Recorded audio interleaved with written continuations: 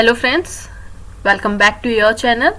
This is Smarna and here I am with you with a great news that ESI UDC has released its admit card. Okay, so many students were confused कि exam कब होगा, कौन सी date को होगा. Just because I received so many comments regarding this. So मुझे ऐसा इसका कुछ आइडिया नहीं था, जस्ट बिकॉज मैंने इससे पहले ये एग्ज़ाम दिया नहीं है, तो कब क्या होगा इसका आइडिया नहीं था.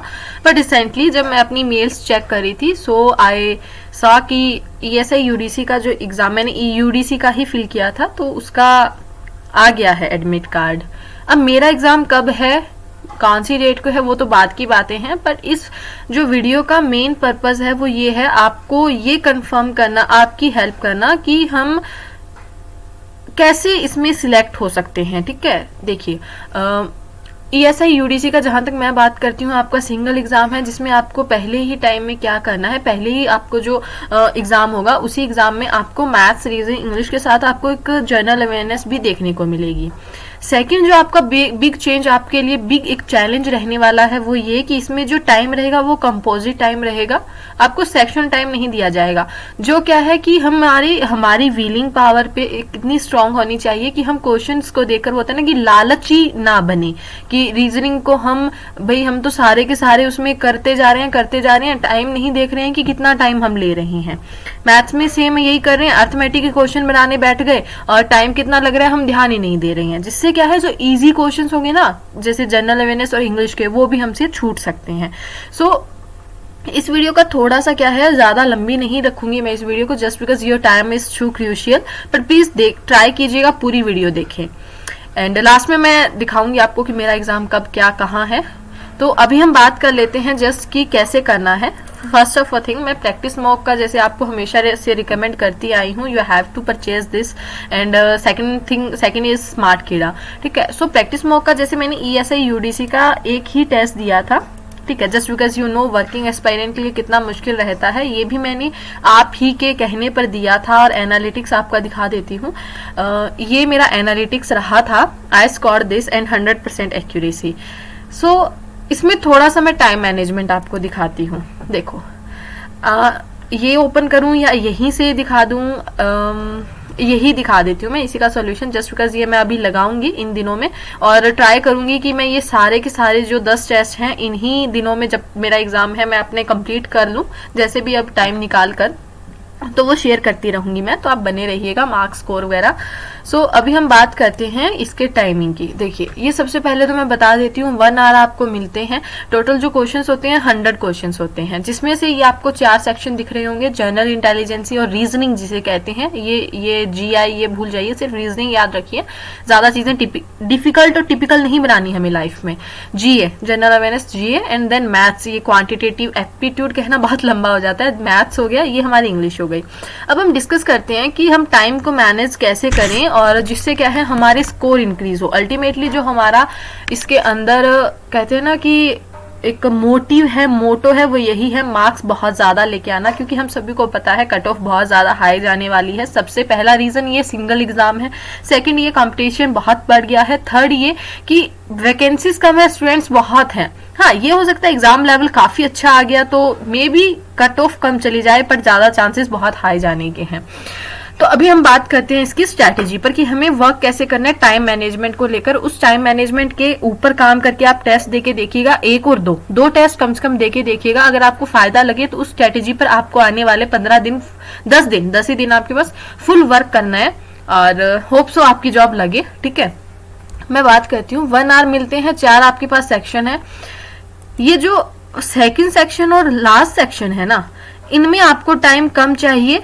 जो थर्ड सेक्शन है इसमें टाइम आपको पूरा चाहिए और जो फर्स्ट सेक्शन है इसमें टाइम आपको एवरेज चाहिए. सबसे पहले तो ये, अब कैसे वो मैं आपको बताती हूँ. देखो, जनरल अवेयरनेस है लास्ट के, अगर आपको ये 25 क्वेश्चन आपको मिलेंगे, डायरेक्ट क्वेश्चंस होंगे इसमें. ठीक है, इसमें क्वेश्चंस हमें घुमा फिरा के SBI PO, IBPS PO की तरह, जैसे RRB PO में इस बार मेंस अगर किसी ने दिया पता होगा, बहुत लेंथी क्वेश्चन है, वो ऐसा इसमें नहीं होगा क्योंकि ज्यादातर ये स्टैटिक बेस्ड रहता है. ठीक है, एंड उसके बाद देखिए, ये जैसे डायरेक्ट क्वेश्चन होते हैं इसमें, तो इसमें आपको बहुत कम टाइम चाहिए. इसमें जो आपको टाइम चाहिए वो अप्रोक्स चाहिए 7 से 8 मिनट, ज्यादा से ज्यादा 10 मिनट तक. उससे ज्यादा आपको टाइम इसमें नहीं देना है. 10 मिनट गए 50 मिनट पीछे रह गए हमारे पास। उसके बाद आते हैं हम इंग्लिश पर। इंग्लिश में आपके पास जो क्वेश्चन है करने के लिए 25 क्वेश्चन है। एक सिंपल सी बात बताइए, हम जब IBPS PO IBPS RRB SBI PO देते हैं तब हमारे पास 30 क्वेश्चन होते हैं, लेवल इससे हाई होता है और मिनट भी 20 होते हैं करने के लिए। तो यहाँ मैं यही कहूंगी, आपको सजेस्ट करूंगी 15 मिनट में आपको ये कंप्लीट करना है। ठीक है, आपको 15 मिनट में इंग्लिश एक्शन को खींच लेना है पूरे अच्छे से। सो अभी ये हो गए हमारे पास 25 मिनट, पीछे रह जाते हैं 35 मिनट। अब 25 की जगह मैं आपको 25 और 30 मिनट कह लेती हूँ। ठीक है, तो अप्रोक्स हमारे पास जो पीछे रह जाते हैं वो रह जाते हैं 30 से 35 मिनट। अब देखिए मैं आती हूँ रीजनिंग पर। रीजनिंग को मैं अगर आपको सजेस्ट करूं तो आपको 15 से 18 मिनट में ये कंप्लीट करनी है इन एनी केस। मुझे नहीं पता कैसे, बट आपको ये कंप्लीट करनी है। अब देखिए सबसे बड़ा जो चैलेंज हम फेस करेंगे एग्जाम के ड्यूरिंग में, जब ये क्वेश्चन मान लो ये आ गया, आप इस पर मत करिए, पहले इन पे वर्क करिए। जो छोटे छोटे क्वेश्चन है ना, इनको फटाफट आप निपटा दीजिए। उसके बाद क्या है, ये जो छोटे छोटे क्वेश्चन है आपके, जैसे ये क्वेश्चन दिख रहे हैं, ये आपको 6 से 7 मिनट में कवर कर लेने हैं। ठीक है, उसके बाद आपकी 2 से 3 पजल रहेंगी जो आपको 3-3 मिनट 9 मिनट में कंप्लीट करनी है। ऐसा ही रहेगा, एक पजल को आपको 3 मिनट से ज्यादा नहीं देने हैं। सपोज करो मेरे पास ये पजल ओपन हुई, मैं पजल करने बैठ गई, बट मुझे जब मैंने टाइम देखा मेरे पास 2.5-3 मिनट ऑटोमेटिकली मेरे जा भी चुके हैं, मुझसे ये बनी भी नहीं है। तो बिलीव ऑन मी, आपसे वो बनेगी भी नहीं, क्योंकि इसके पीछे एक रीजन है, एग्जाम प्रेशर। और जो 3 मिनट में हमें समझ में आ गया कि ये ऑटोमेटिकली बन ही नहीं रही है और हमें फिर भी रीजन समझ में नहीं आ रहा है क्यों नहीं बन रही है, तो वो बनेगी नहीं आपसे। अच्छा होगा वो 3 मिनट तो जो गए वो गए, उसके अलावा आप टाइम वेस्ट नहीं करो। समझ रहे होंगे जस्ट कि मैं क्या आपको सजेस्ट कर रही हूँ। ठीक है, देन अभी हम बात करते हैं, ये रीजनिंग का होप सो आपको समझ में आया होगा। एंड उसके बाद जो मेन पॉइंट है वो मैं बाद में बताऊंगी आपको। थोड़ा मैथ का डिस्कस कर लेते हैं।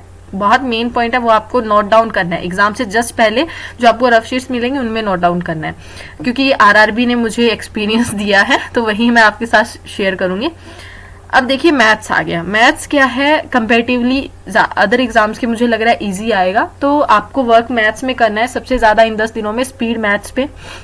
जस्ट बिकॉज देखो मैं एक जैसे मैंने मैथ्स सेक्शन सॉल्व करके आपको दिखाया, मैथ्स रीजनिंग मेरा बहुत स्ट्रॉन्ग पॉइंट है। ठीक है, जो मेरा वीक पॉइंट है वो है करंट अफेयर्स। तो मैं आपको इस पे बताती हूँ मेरा स्ट्रॉन्ग कैसे है। मेरे खुद के फॉर्मूलाज हैं, खुद के मेथड्स हैं सॉल्व करने के। बी ऑनेस्ट, एक्सपीरियंस शेयर करती हूँ आपके साथ। मैंने जब 2020 में मैंने जब ऑफलाइन कोचिंग ली थी, उस टाइम मुझे सर ने क्या करवाया था, सर के क्या नोट्स थे, गॉड्स वे मेरे पास नहीं है, वो मुझे याद भी नहीं है सर ने क्या करवाया था। बट हाँ मुझे ये याद है, वो पैटर्न याद है कि सर ने कैसे कैसे एक स्ट्रेटेजी बताई थी कि आपको कैसे कैसे सॉल्व करनी है। जस्ट बिकॉज पहले ये चैप्टर देन ये चैप्टर, जैसे रेशियो है, रेशियो आपका हर एक मैथ में एक तरह से वो ना नमक का काम करता है। रेशियो हो गया, परसेंटेज हो गया, आप उसके बिना वो सब्जी है ना वो बन ही नहीं सकती है। सो वो सबसे बेसिक होते हैं आपके। तो एक अकॉर्डिंग मान लो अप्रोक्सीमेशन हो गया, सिंप्लीफिकेशन हो गया आपका, रेशियो हो गया आपका, परसेंटेज हो गया। ये क्वेश्चंस वो नमक जैसा काम करते हैं, तो वो तो बहुत जरूरी है अल्टीमेटली कि आपकी उंगलियों पर हो, उनमें आपको पेन उठाने की नीड नहीं हो। उसके बाद मैं बात करती हूँ अर्थमेटिक में। सबसे ज्यादा बच्चे कंफ्यूज होते हैं कि हम अर्थमेटिक को कैसे करें। इसको ना करने के एक ही तरीका है अल्टीमेटली, बहुत जल्दी करने का। ये क्वेश्चन आपके सामने है, इस क्वेश्चन को आप पहले करो टीचर के वे में कि टीचर ने आपको कैसे बताया है। ठीक है, आपसे होगा ये 1.5 से 2 मिनट में, लिखवा कर लो, होगा ये।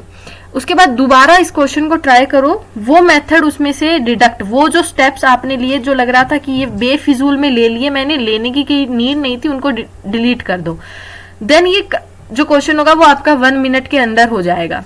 तीसरी बार फिर से इसी सेम क्वेश्चन को ट्राई करो, खुद के मेथड्स डेवलप करने की कोशिश करो कि मैं यहाँ से मान लो आप यहाँ पर 9:10 लिख रहे थे, इधर से क्रॉस मल्टीप्लाई कर रहे थे, वो लिख कर रहे थे। ठीक है, तो वो हटा दो कि नहीं मुझे जरूरत नहीं है, मैं यहाँ से भी 800 है, 60% मिलक है, तो यहाँ से 60% है ना, तो यहाँ से सीधा मुझे दिख रहा है 40% वोटर होगा, तो सीधा ये 800 मत लिखो, कोई जरूरत नहीं है। हमें वहां जरूरत है जो आएगी वो 480 की और जो आएगी 320 की, तो 480 320 डायरेक्ट लिखो उसको। ये x है, 480 प्लस x लिखो एंड जो 320 प्लस 2x लिखो, इतना ही काम था। ये हमारा यहाँ तक क्वेश्चन कवर हो गया है। अब हमें ये दोबारा पढ़ने की नीड भी नहीं है। ये कितने सेकंड का टाइम लगा इसमें? 5 से 7 सेकंड। देन आफ्टर क्या है, हमें यहाँ आगे दे दिया ये 9 और 10 रेशो बन गया, तो सीधा सा है ना, 480 प्लस जो आपका x बना था ये 9 के बराबर है, और 320 प्लस 2x है ये हमारा 10 के बराबर, ऐसे ही आएगा। वाटर टू, हाँ ठीक है, मिल्क टू वाटर बन रहा है, तो ये इसको क्या है, डायरेक्ट यहीं से मल्टीप्लाई कर दो, 9:10 लिखने की जरूरत नहीं है। तो वही मैं आपको सजेस्ट कर रही हूँ, खुद के मेथड्स डेवलप करने की कोशिश करो, क्योंकि एग्जाम प्रेशर में हमसे सही बताती हूँ 2 की टेबल भी याद नहीं रहती है, मुझे नहीं रहती है, और ये सच है। प्रेशर में हम, जब मैं भी पढ़ रही होती हूँ 2 दूनी 8 बोल रही होती हूँ, कभी कभी 2 को 4 से मल्टीप्लाई करना होता है, वो 16 आ रहा होता है, ऑटोमेटिकली आ रहा होता है, पता भी नहीं होता कैसे आ रहा है। तो खुद के मेथड्स जितना जल्दी डेवलप करोगे उतना ज्यादा आपके लिए बेनिफिशियल है। जस्ट बिकॉज ये मैं इसलिए बता रही हूँ आपको, 4th टाइम इसको जब करोगे तो आपके मेथड क्या होंगे, और शार्प हो जाएंगे। ठीक है, तो एक क्वेश्चन को 4 से 5 बार करो, नॉट 4 से 5 क्वेश्चन एक बार में करो। ऐसा मैं सजेस्ट नहीं करती हूँ, ना मैं खुद कभी करती हूँ, ना मैंने कभी किया है। मैंने अब तक लाइफ में एक ही बुक सॉल्व की है मैथ की, वो है किरण की, और सेकेंड जो ऑफलाइन कोचिंग में हमें बुक मिली थी, और पर वो बुक मैंने अब तक गॉड्स वे लिखवा कर ले लो, मैंने 10 बार वो सॉल्व कर दी है। आप उस बुक की हालत देखोगे ना, बेचारी कह रही होगी बख्श दो, कहाँ पता नहीं किसके हाथों में मैं चली गई हूँ। उस बुक की इतनी गंदी हालत हो रखी है, लाइक लिख कर उसको मैंने ऐसा कर दिया है। कभी दिखाऊंगी आपको, शॉर्ट्स में मैं शेयर करूंगी आपके साथ। तो ये कीजिए मैथ्स में, जस्ट ये मैं आपके साथ एक्सपीरियंस इसीलिए शेयर कर रही हूँ, just because I received not so many 1.1% comments की ये फेक है, इतना नहीं हो सकता है। खुद के मेथड्स हो तो कुछ भी हो सकता है। ये देखिए, ये कहना छोड़ दो कि ये नहीं हो सकता है, कुछ भी हो सकता है। अब मैं खुद का वीक पॉइंट मान रही हूँ ना कि करंट अफेयर मेरा वीक पॉइंट है, मैं कभी याद नहीं कर सकती उसको, कभी भी नहीं। पर मैथ्स और रीजनिंग में मुझे टीचर की नीड नहीं है, मैं इतना श्योरिटी के साथ कह सकती हूँ, मुझे टीचर की नीड नहीं है, मैं खुद से खुद कर सकती हूँ, और ये हमेशा से करती आई हूँ। मैं 16 साल की थी तब से कॉम्पिटिटिव एग्जाम का जो मैथ है ये करना शुरू कर दिया था। सो ये हो गया हमारा, जो आपको इन 10 दिनों में स्ट्रेटेजी फॉलो करनी है। अब मैं बात करती हूँ कि टाइम मैनेज वाली जो थी, कि आपको नोट, एग्जाम जस्ट स्टार्ट होने से पहले आपको क्या नोट डाउन करना है शीट्स पर। 60 मिनट है, सबसे पहले उसमें 4 सेक्शन डिवाइड कर लीजिएगा। जो सबसे पहले आपको करना है वो करना है रीजनिंग, ठीक है, क्योंकि आपके मोरल को बूस्ट करेगी, क्योंकि ये इजी होती है। सो रीजनिंग लिख लीजिएगा, देन आपका लिख लीजिएगा मैथ्स, देन आपका English, and then current affair, general awareness, ये लिख लीजिएगा। अब रीजनिंग के आगे आप एक टाइम लिख दीजिएगा, वो आपको जो लिखना है वो लिखना है 45 minutes. 45 minutes in the sense, जब आप 60 मिनट से काम टाइम शुरू होगा तो वो बैक में जाता है, पीछे जाता है। आपने देखा है ना, 60 मिनट से 59 एंड 58, 57, जहां हम पजल हो जाते हैं कि कब हमें बंद करना है, कब हमारे 15 मिनट होंगे। तो रीजनिंग के आगे आप 45 मेंशन कर लीजिएगा, अदरवाइज याद रख लो। जैसे मुझे याद है ये 45 मिनट पर होते ही मुझे रीजनिंग छोड़ देनी है, फिर चाहे भाई क्वेश्चन कितने भी हुए हो, ठीक है। हाँ, हो सकता है आपका 45 वाला 47 मिनट पर हो जाए, इट्स गुड, ये बहुत अच्छा है। 45 मिनट से होने से पहले आपका सॉल्व हो जाए, एंड मैं यही प्रे करती हूँ आपका हो जाए। उसके बाद आपको जो सेकंड रहेगा मैथ्स के आगे जो आपको लिखना है वो लिखना है 30 मिनट्स, ठीक है। 30 मिनट्स लिख लीजिएगा, या फिर 28 मिनट्स लिख लीजिएगा, ठीक है, कि आपको 28 मिनट्स तो आपका क्या रहता है मैक्सिमम, ये रेड लाइन है। 28 मिनट से ज्यादा मुझे इसमें टाइम नहीं लेना है, और इससे पहले मुझे मैथ्स अपना फिनिश कर लेना है। देन आप इंग्लिश सेक्शन लिखोगे, इंग्लिश सेक्शन के आगे आप ये लिख लीजिएगा, अपना टाइम जो लिखेंगे आप वो लिखेंगे 15 मिनट्स, ठीक है। 15 मिनट्स इन आपको 13-14 मिनट आपके पास होंगे, जिसमें से आपको ये सारे क्वेश्चन कवर करने हैं। और 15 मिनट्स की जगह 12 मिनट भी लिखोगे वो भी चलेगा, 13 मिनट भी। आप अगर मान लेते हैं किसी की रीडिंग अच्छी नहीं है बहुत ज्यादा, तो वो ज्यादा नहीं तो 15 मिनट ले रहा है, तो आप 12-13 मिनट उसके आगे लिख लीजिएगा। देन आपका करंट अफेयर, वो तो आपके डिपेंड है, अगर आप 5-7 मिनट में भी उसको फटाफट, ये मत देखिएगा। देखो, एक ना बच्चों की बहुत गंदी आदत होती है, ये क्वेश्चन आया मेरे सामने, which of the following is the highest gravity dam in India. मैंने ये जो क्वेश्चन पढ़ा ना, पढ़ते ही मुझे ये समझ में आ गया। देखो, ये मैंने नहीं पढ़ा, मान लो मैंने नहीं पढ़ा, ये यहाँ का रखा है, ये मैंने लास्ट, आप देख सकते हो मैंने किस बेस पे ये किया था, क्योंकि बाद में वो वीडियो आप देख लीजिएगा। Highest gravity dam in India मैंने पढ़ लिया, मुझे पता है ये क्वेश्चन मैंने पढ़ा है या नहीं पढ़ा। कुछ बच्चे क्या कहते हैं इस क्वेश्चन को ना 4 बार पढ़ेंगे, जैसे 4 बार पढ़ने से उनको आंसर मिल जाएगा, नहीं होता ऐसा। तो उस क्वेश्चन को एक बार पढ़ लिया, आपके दिमाग में आ गया कि ये तूने पढ़ा है नहीं पढ़ा, तुझे कितना याद है, छोड़ दो। उस क्वेश्चन को नहीं आता है ना, उसको 4 बार पढ़कर आपको भी आंसर नहीं मिल जाएगा, कोई नहीं मिलेगा। इससे अच्छा है आप क्या है ये फटाफट क्वेश्चंस को कवर करके 25 को, ठीक है मुझे ये क्वेश्चन पक्के आते थे, उनको अच्छा है कर लो, एंड देन ये सेक्शन छोड़ दो, ये नेगेटिव में ही जाएगा उसके बाद, मुझे पता है, क्योंकि ये मेरा वीक पॉइंट है ना, इसलिए मैं बता रही हूँ। तो क्योंकि मैं इसमें एक्सपीरियंस ले चुकी हूँ, काफी ले चुकी हूँ। उसके बाद मान लो आप सेव करो 2-3 मिनट अपने, 2-3 मिनट में जैसे जनरल अवेयरनेस का, इसके रीजनिंग के 1-2 क्वेश्चन रह गए थे वो कर लो आप अपने। मान लो मैथ्स के 1-2 ऐसे क्वेश्चन थे जो आपसे बन सकते थे 2-3 मिनट में, शायद हो सकता है 2 क्वेश्चन यहाँ से बन जाए करंट अफेयर के बार बार क्वेश्चन पढ़ने से, तो यहाँ आकर कर लो, क्योंकि यहाँ एक क्वेश्चन 2 नंबर का है, 3 क्वेश्चन भी अगर लास्ट मिनट में आपने कर दिया 6 नंबर आप ले लोगे। तो ये थोड़ी सी स्ट्रेटेजी माइंड में रखकर वर्क कीजिएगा इस पर। एंड अब दिखाती हूँ मैं आपको जो मैं बता रही थी कि ये आ गए हैं आपके call letter, employee state insurance corporation recruitment of upper division clerk stenographer, ठीक है जो भी है, मतलब इन दोनों के जो यूडीसी है और स्टेनो के जिन्होंने भी एग्जाम फिल किए थे उनका ऑनलाइन एग्जामिनेशन का आ गया है। सो ये मेरा यहाँ पर वर्तमान online service opposite Shanti Niketan जो है ये हिसार में है, और 1 बजे की मेरी टाइमिंग है, और मेरा एग्जाम है 19 तारीख को। सबसे पहले तो देखो मेरा 19 का भी एग्जाम है, 22-20 की मेरी एक मीटिंग है, देन पता नहीं मैं अटेंड कर पाऊँ या नहीं ये एग्जाम, बट ट्राई करूंगी कि मैं ये एग्जाम देकर आऊँ, एक एक्सपीरियंस ऐड होगा मेरे भी और आपको भी मैं आकर रिव्यू दे सकूं। सो ट्राई तो पूरा रहेगा, बट ये मेरा एग्जाम का रहा कि मेरा इस दिन एग्जाम है।